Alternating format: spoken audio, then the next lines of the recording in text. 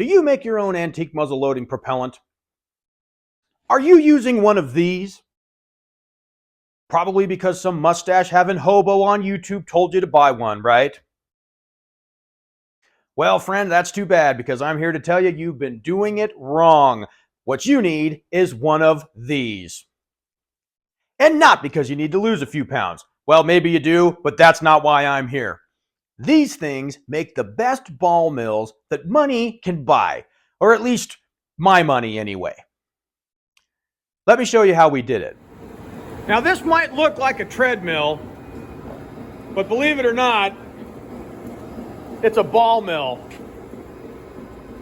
So after checking and making sure that it did in fact function, we got our cutoff wheel and we started cutting this thing up.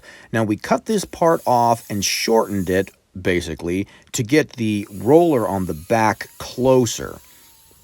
So after taking a couple of quick measurements, we got it where we wanted it, we held it up there, and we tacked it. Now the cool thing about this rear roller is it has screws to adjust it, which came in handy a little while later.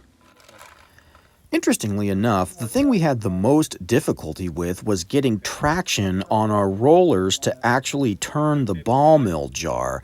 Now, we tried a few things. We tried duct tape and gaff tape.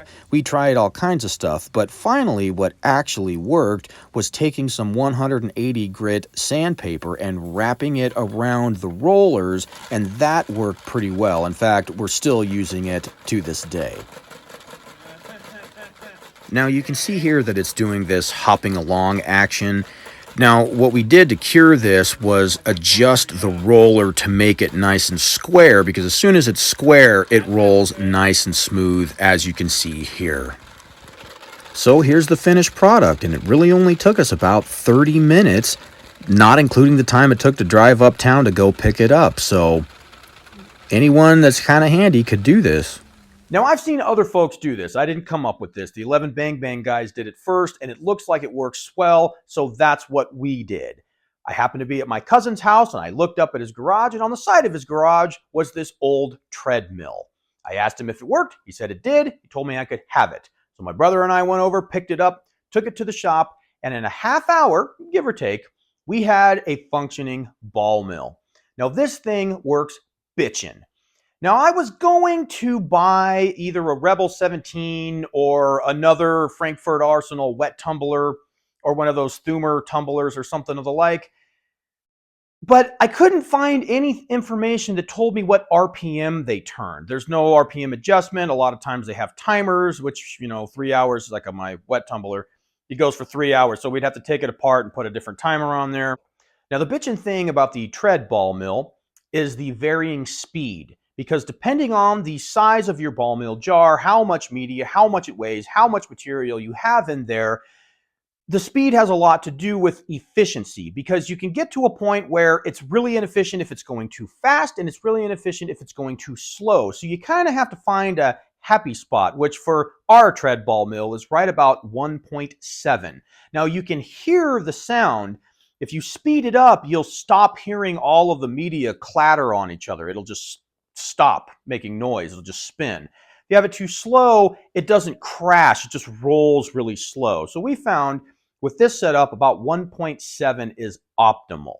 Now we're still using our PVC ball mill jar with these slats, and we've started using brass media. Now I was using lead, and then I switched to ceramic. The problem with ceramic is it's really just too light. And so I switched to brass. Now, the problem with brass is it's expensive. These are 1/2 inch brass, solid brass balls.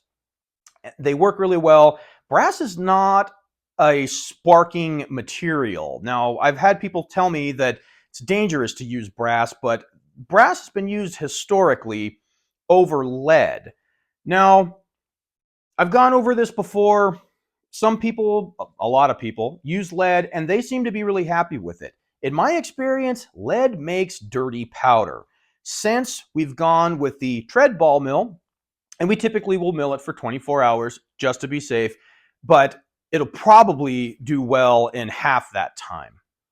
But 24 hours works pretty well, and it's so smooth and it works so well, we throw it on there, we let it run for 24 hours, we pull it right off of there, we compress it, puck it, Compress it again. We've been doing that twice, which I'll talk about later.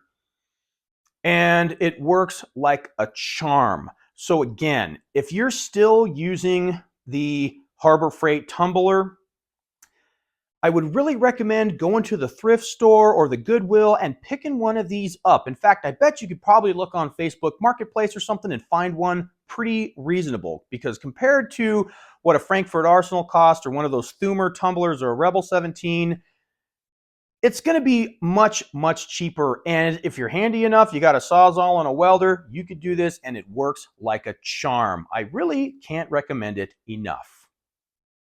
So, as usual, folks, if you thought this video didn't suck, do me a favor and hit the like button and consider subscribing. And if you did think it sucked, well, then go make your own damn video.